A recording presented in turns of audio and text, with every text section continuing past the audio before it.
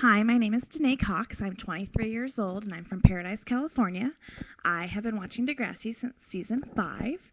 That's when I got the end, finally. That's when I started watching it religiously, even though I have seen all seasons.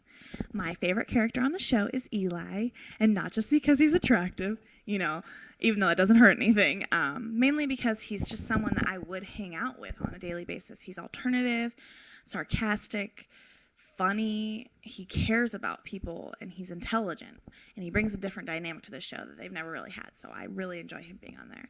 My least favorite cast members are Ashley Kerwin and Jenna Milton. It's a tie. I just think they're both equally selfish. They don't care about anything that they really have. They are always complaining. I just don't have anything on my heart that cares about them. They're not for me at all. My best friend on Degrassi would be Zane, mainly because, like Anya says, he's the best person ever, and I think he brings the best out in people, and I'd want him to bring the best out in me, and it seems like you'd have so much fun with him in high school. He always wants to go have a good time, and just have a smile on his face, so I wouldn't want to not be his best friend. My worst enemy would be Bianca. Probably the main reason is because of her issues with Adam's transgender situation. I just don't have any tolerance for that with people, so that would really bother me with her at school. And, I don't mind a slutty girl, but I do mind a slutty girl that pursues unavailable men. So, with the whole Sema situation, I was so sad about that situation because I loved them together, and, not everything works out in life, but my ideal situation would be a mini where Emma is outside of her boring house with her boring life with Spinner, and Sean just pulls up on a motorcycle and takes her away, and Spike ends up waving goodbye and smiling at some point. I just think that would be so fun and hilarious.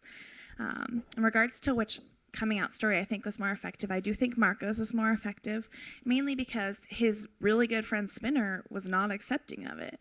And, Riley didn't have any friends that weren't accepting of it. There were, classmates, but they weren't considered as friends, so I think it was harder for Marco. And also, Marco was bashed for who he was, so they are really hard to compare and say which one's better, but I do think the Marco's was a little more effective. I do love Cranny. Mainly because I hate Ashley so much, but I think that Craig and Manny's relationship was always entertaining. The pregnancy happened, and him just cheating on Ashley with her, everything was so fun. I mean, season 3 of Degrassi was amazing. So Cranny all the way.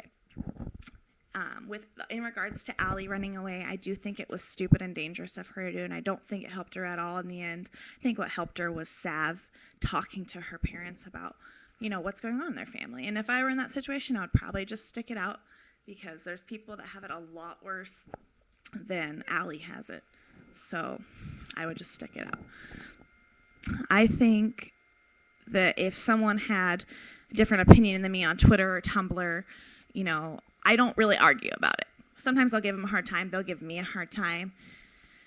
But it is just a show, even if I'm passionate about it, so I don't really believe in making an argument about it, unless someone said something really ignorant or stupid and they didn't know what they're talking about. So I don't really have to ever resolve things or wouldn't have that problem.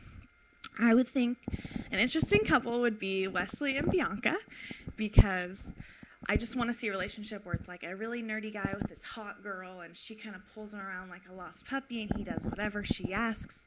I just think that'd be really fun on the show, and they've never really done that. They kind of had oh my gosh, Paige, let's not call her that, was mean to Spinner, but Spinner was good looking, so I want to see that nerdy thing.